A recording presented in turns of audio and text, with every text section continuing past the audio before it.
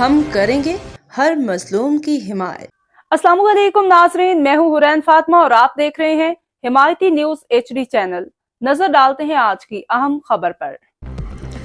रोजनामा हमायती news Karachi मिली report. Ahmadin हमायती गुलशन हदीद phase 2 के मारूफ मुकाम Kheda park में फरियाल तालपुर की सालगिरह के मौके पर शानदार मुनज़्ज़म पुरवकार तकरीब का इनेकाद किया गया, जिसमें पाकिस्तान पीपल्स पार्टी के कारकुनान, जियाले, मुकामी हमायतीन, मुख्तलिफ शोबाए ज़िंदगी से ताल्लुक़ रखने वाले अफराद ने भरपूर शिरकत की। तकरीब का आगाज़ तिलावत कुरान पाक से किया गया, जिसके बाद हाज़रीन ने फरियाल तालपुर की सेहत, दराजी उम्र और सियासी कामयाबियों के लिए खसूसी दुआएं की।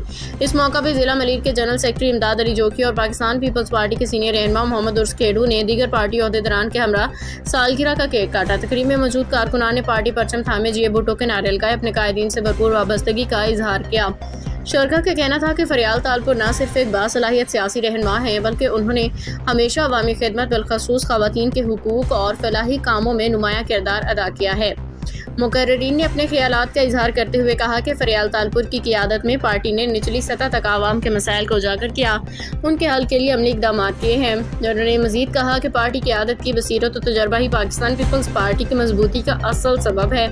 तकरीब के दौरान केक काटने के बाद शरका में मिठाइयाँ तकसीम की गईं, जबकि कारकुनान ने खुशी का इजहार करते हुए एक दूसरे को मुबारकबाद दी। तकरीब में नज़्म ज़ब्त का खास ख्याल रखा गया, पूरा माहौल खुशगवार पुरजोश रहा। आखिर में इज्तिमाई दुआ की गई, जिसमें मुल्क व कौम की तरक्की, पार्टी की कामयाबी और फरियाल तालपुर की सेहत और सलामती के लिए खसूसी दुआएं मांगी गईं। तकरीब के इख्तिताम पर शरका ने इस अज़म का अदा किया कि वो पार्टी की आदत के विजन के मुताबिक अवामी खिदमत का सफ़र जारी रखेंगे और आने वाले वक्त में पाकिस्तान पीपल्स पार्टी को मज़ीद मजबूत बनाने के लिए भरपूर किरदार अदा करेंगे।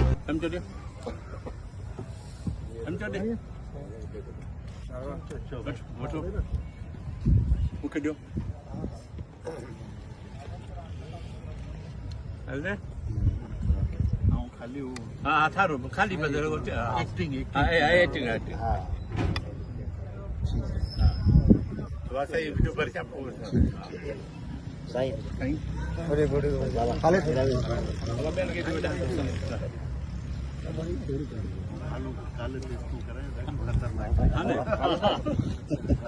जी जी हाँ शुक्र बात कजो